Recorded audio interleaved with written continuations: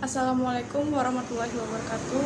Perkenalkan, nama saya Anissa Arfiani, NPM 200302112 dari Prodi Perbankan Syariah kelas B. Dalam video ini, saya akan menyampaikan materi tentang konsep pemikiran ekonomi Islam pada masa Bani Abbasiyah. Yang pertama, tokoh utama Bani Abbasiyah. Dinasti Bani Abbasiyah merupakan kelanjutan dari dinasti Bani Umayyah.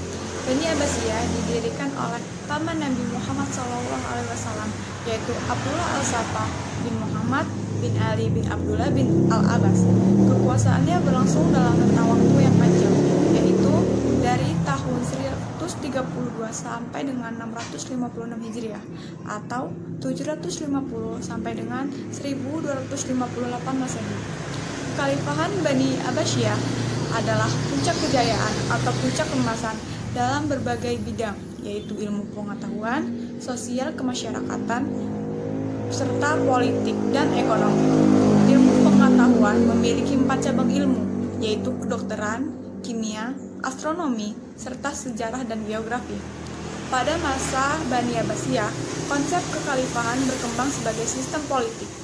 Menurut pandangan para pemimpin Bani Abbasiyah, kedaulatan yang ada pada pemerintahan adalah berasal dari Allah, bukan dari rakyat.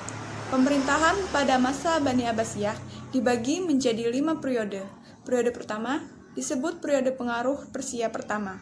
Pada periode ini, pemerintahan Bani Abbasiyah mencapai masa kemasannya. Periode kedua disebut masa pengaruh Turki pertama.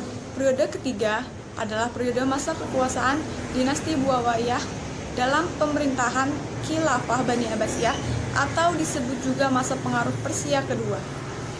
Periode keempat adalah masa kekuasaan dinasti Bani Saljuk dalam pemerintahan Khalifah Abbasiyah atau disebut juga dengan masa pengaruh Turki kedua.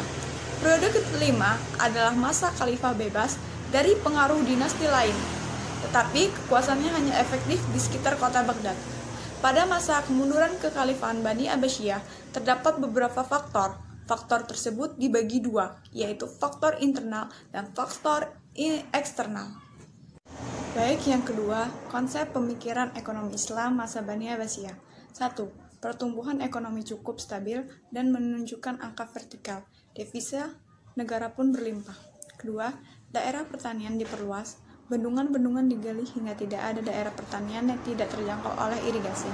Ketiga, sungai Tigris dan sungai Efrat menjadi pelabuhan transit bagi kapal-kapal dagang dari berbagai penjuru dunia. Perdagangan internasional ini terjadi sejak kekhalifahan Al-Mansur. Yang keempat, meringankan pajak hasil bumi. Yang kelima, membentuk satu badan khusus yang bertugas mengawasi pasar dagang, mengatur ukuran timbangan, menentukan harga pasar untuk menghindari terjadinya penyelewengan. Yang keenam, meningkatnya aktivitas perdagangan ke daerah-daerah yang jauh. Para pelaku ekonomi yang sebelumnya menggunakan mata uang dinar dan dirham sebagai alat tukar merasa memerlukan sistem baru yang dikenal dengan sistem cek. Baik, cukup sekian yang dapat saya sampaikan mengenai materi. Saya mohon maaf apabila ada kesalahan, dan kepada Allah saya mohon ampun. Dan saya akhiri, wassalamualaikum warahmatullahi wabarakatuh.